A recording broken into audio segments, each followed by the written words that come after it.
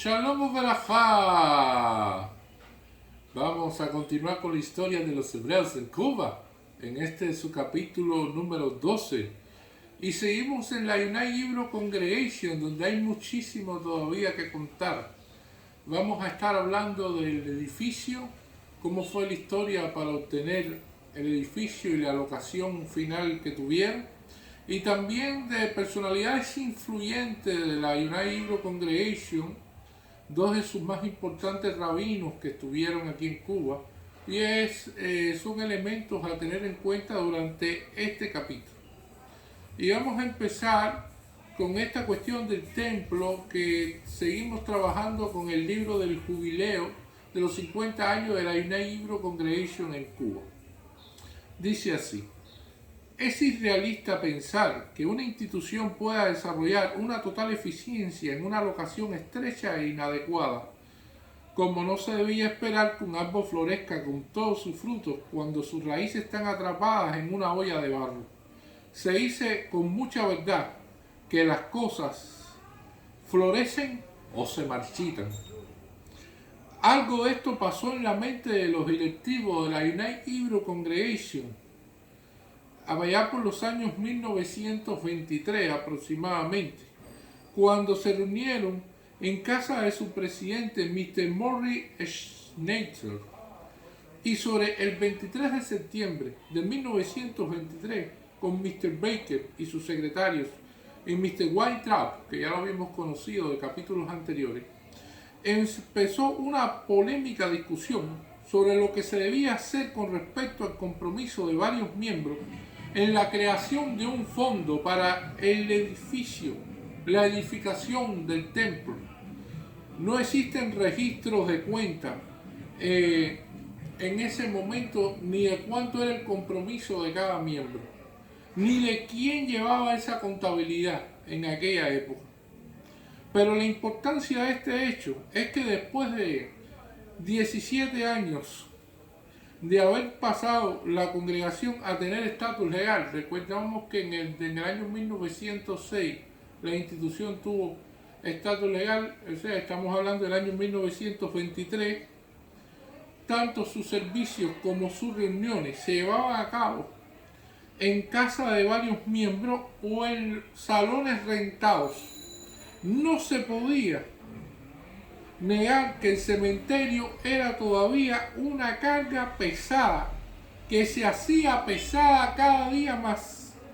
Y esto se debe al hecho que los entierros eran totalmente de grupos de personas que arribaban recientemente como emigrantes, no bien acomodados, en la mayoría pobres, que alteraban las condiciones de vida de la congregación, y que en la mayoría de los casos ninguno de estos emigrantes tenían cómo pagar el entierro.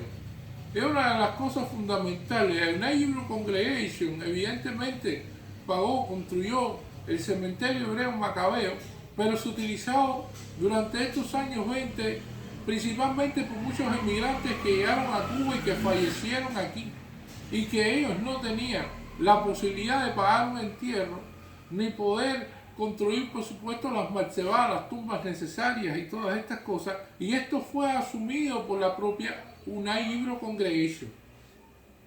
El hecho de que la congregación esté sufriendo un estado de apatía e inercia adoptada por una gran parte de la congregación, que fue influenciada por un grupo de miembros ultraconservadores. Evidentemente, según explican ellos, había un grupo de personas que de alta jerarquía, que tenían otra forma de pensar, en las cuales decían: bueno, nosotros no estamos aquí para estar en este proceso, nosotros, el cementerio y todo esto es una carga muy grande de dinero en el cual tenemos que destinar a esto, pero no se ve el beneficio directo sobre los miembros de la congregación, de la United Hebrew Congregation, y esos eran elementos ultraconservadores que estaban allí y que ejercían influencia sobre la gran mayoría de las personas que estaban ahí. Evidentemente, la confianza en el futuro de la congregación se había visto desteñida, y esto es palabras textuales del libro del jubileo de la United Hebrew Congregation. Había una pequeña facción que estuvo con la opinión de poseer un mejor lugar en el futuro, que ha servido para reavivar el espíritu dormido de los padres fundadores. Por cerca de 20 años, esta minoría ha empujado a que cada contribución se tome para la construcción de un edificio.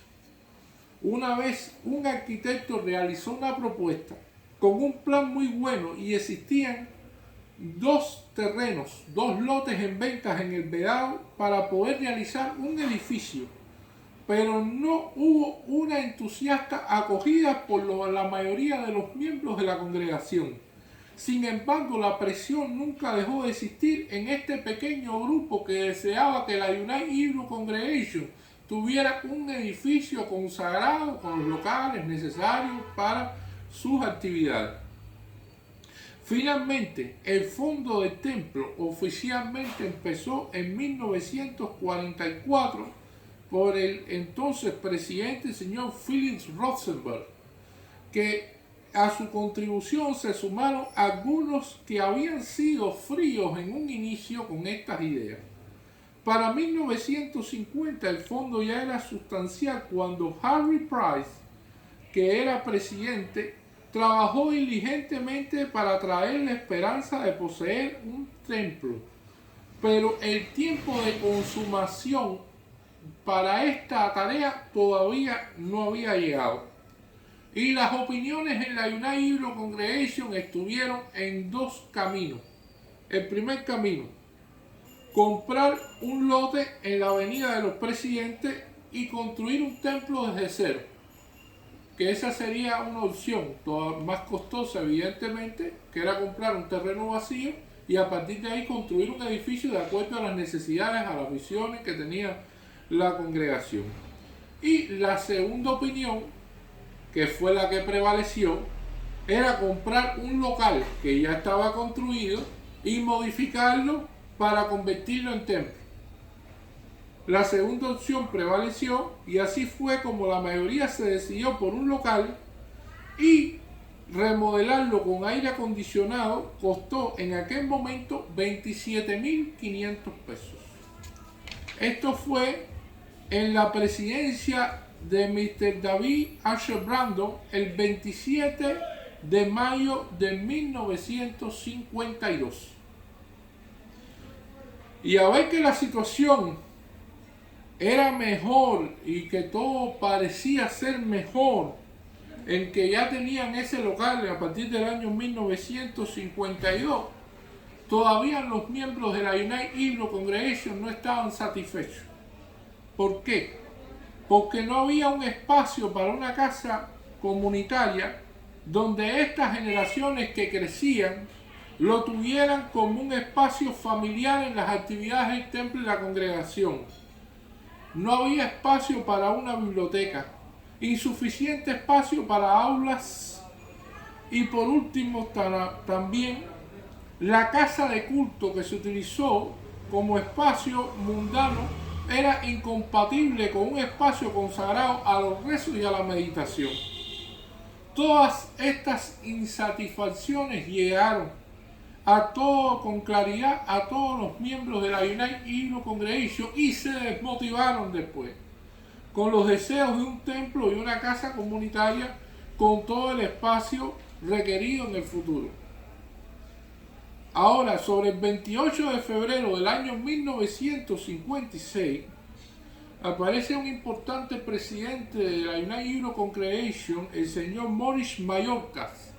Y muchos me han preguntado por el apellido Mayorkas, que recientemente ha aprobado uno de sus descendientes dentro de la administración en Estados Unidos.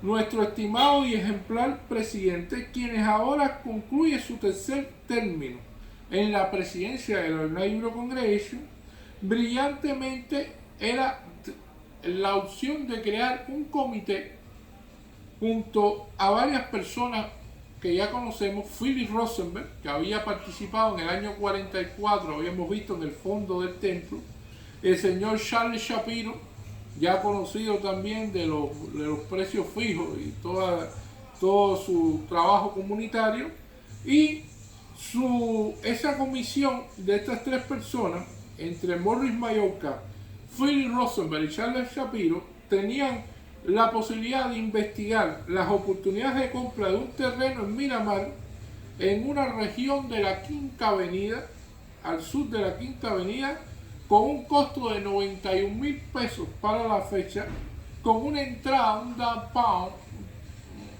payment de 50,000 pesos y con una hipoteca también satisfactoria. Estos son elementos interesantes. Al final, la United Hebrew Congregation no pudo realizar esta cuestión del templo como tal en el Miramar, y finalmente lo que quedó fue hasta el final de la congregación el templo en Gey 21, el templo que siempre conocimos de la United Hebrew Congregation, que no fue más que un local modificado precisamente para eso, que pasó de la calle D a Gey 21 en el Vedado, gracias a un fondo que comenzó Philip Rosenberg y que terminó con David H. Brandon el 27 de mayo de 1952.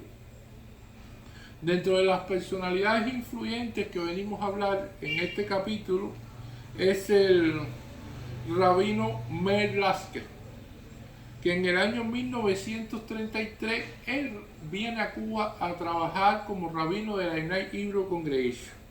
El año 1933 fue crucial en la historia de Cuba. Este fue el año de la revolución contra el impresentable presidente Gerardo Machado, de fama diabólica, donde se destruyeron sus contingentes sedientos de hambre. Evidentemente eso es un año de guerra civil en Cuba. Todo el pueblo se tira a las calles, va en contra de Gerardo Machado. Gerardo Machado ya había cometido crímenes contra el pueblo de Cuba. Ocurre todo un proceso y es bastante convulso, tanto que se toman medidas de toques de queda. Es complicado, es un ambiente caldeado, un ambiente difícil. Y David Meir Lasker tomó la asignación de venir a Cuba en el verano de 1933, cuando conoce a Dave Lewis, que era el manager de la Metro Goldwyn Mayer en Cuba, y al mismo tiempo era el presidente de la United Hebrew Congregation, cuando el país estaba en una terrible depresión con el proceso de ir en contra de la dictadura de Machado. Batista, dictador Fulgencio Batista, había tomado el control del ejército, pero los altercados ocurrían todos los días. En el servicio de Corny Drey en Yom Kippur del año 1933, para asegurar el Minyan, se le dieron permisos especiales a los miembros de la United Hebrew Congregation, ya que se había instalado un toque de queda y nadie podía transitar por las noches en las calles sin este permiso oficial. Justo después que el cantor Schliemann terminó su servicio cantando el Corny Drey en la United Hebrew Congregation, se escucharon disparos en las afueras del templo y llantos de dolor. El rabino Meir Lasker le pidió a todos que permanecieran sentados y se apresuró a ver lo que sucedía. Y fue lo siguiente: un cubano fue a visitar a su esposa a maternidad o hospital de maternidad sin el permiso correspondiente del toque de queda, no respondió al alto de la policía y fue asesinado en las afueras del templo de la United Hebrew Congregation. Y esto es uno de los episodios que se cuentan de aquella época. Después empezó en poco tiempo el boicot a los productos alemanes por la crueldad que los nazis tenían contra el pueblo de Israel.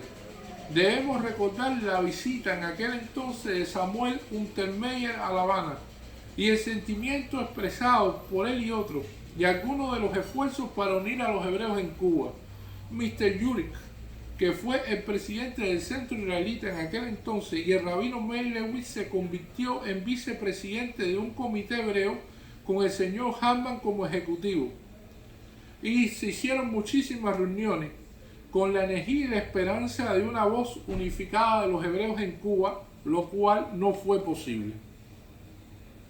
También el ataque de la prensa cubana, en algunos casos, algunos periódicos, en contra de los hebreos, y la visita de Meir Lewis a Fulgencio Batista como jefe del ejército, pidiendo que le pusiera fin a estos ataques. El señor Gustavo Keys, que ya lo habíamos visto en capítulos anteriores, con el rabino Mel Lewis participaron en encuentros con Batista y escribieron también artículos desmintiendo las horribles alegaciones en contra del pueblo de Israel. El rabino Mel Lewis estuvo involucrado también en convertirse en una persona que dedicó tiempo y esfuerzo para ayudar a los refugiados con la ayuda con el Joint Distribution Committee en aquel entonces. Su esfuerzo se concentró también en el Menorah Sisterhood. Este es el brazo que ya habíamos visto de todo el trabajo social que realizaba la United Hebrew Congregation en las necesidades de traer comida, bebidas y alimentos a los refugiados, a la vez que establecer una escuela para los niños refugiados en el templo de la United Hebrew Congregation de jardín de infantes hasta el primer año de la secundaria. Según las palabras del propio rabino Meir Lasker, que fue un schnorrer, o sea, un mendigo, estuvo mendigando fondos para mantener la escuela y crear también varias escuelas de oficios para adultos con 900 matriculados.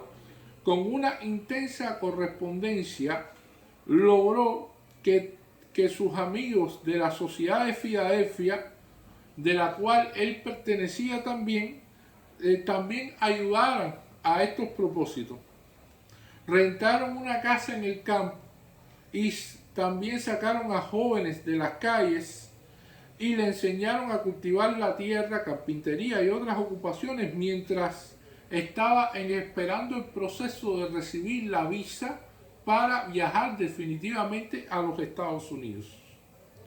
El rabino Mel Lewis, durante el suceso del vapor San Luis, según narra él, el cual estuvo detenido en el puerto de La Habana, y la agonía de que tenían todos estos refugiados de poder desembarcar y el fallo de no poder resolver precisamente que desembarcaran y todas estas cuestiones, pero que debido a la insistencia que él realizó con diversos miembros de la congregación, pudieron llamar a Panamá, y en Panamá tenían varios hebreos influyentes, que los cuales lograron un salvoconducto para 40 personas, mientras los demás eran devueltos. Estas son palabras textuales del libro de Jubileo sobre el rabino Meir Lasker con respecto a este episodio. Y hay otros testimonios que ya veremos sobre San Luis, porque San Luis es un tema polémico y complicado, no un tema sencillo, tiene muchas aristas. Y bueno, esto es lo que dicen ellos con respecto a lo que hizo el rabino. En la congregación se organizó una escuela hebrea y los niños fueron instruidos en el estudio del hebreo y un programa de Bar Mitzvah para niños que fueron agregados a los servicios en Shabbat. Y hasta ahí lo que hizo el rabino Mel Lasker de la United Hebrew Congregation. Una segunda personalidad que vamos a incluir en este capítulo 12 de los hebreos en Cuba es el doctor Srul Sapira, que fue gran rabino de Bélgica y que estuvo en Cuba debido a la persecución que sufrieron los judíos belgas y también como otros judíos de Europa durante el periodo de los nazis, del genocidio. En un corto tiempo después que el rabino Meir Lasker fue reasignado a Cuba, también el gran rabino de Bélgica, doctor Srul Sapira, junto a su esposa Sabina, arribaron a La Habana.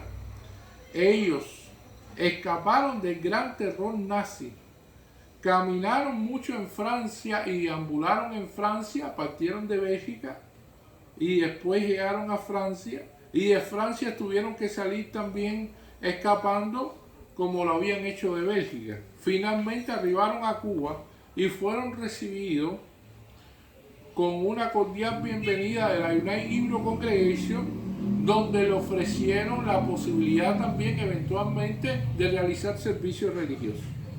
El rabino es una persona eminente que había sido elegido por el gobierno belga como representante de los hebreos en Bélgica, un hombre con mucho conocimiento y experiencia, el cual fue un lujo tenerlo aquí hasta que la paz se restableciera en Europa. Su inglés no era fluido, pero tenía un amplio vocabulario que en sus intervenciones usaba e impresionaba a los miembros de la United Hebrew Congregation. Aparte de los servicios en inglés que realizaba la United Hebrew Congregation con este rabino en Kabbalah Shabbat los viernes por la noche, también los sábados por la mañana brindaba servicios en alemán y francés, a los que eran muy confortables para los nuevos emigrantes que por supuesto habían venido tanto de Bélgica como Francia como de Alemania, y los cuales se sentían en casa por tener las mismas melodías que se utilizaban en Europa.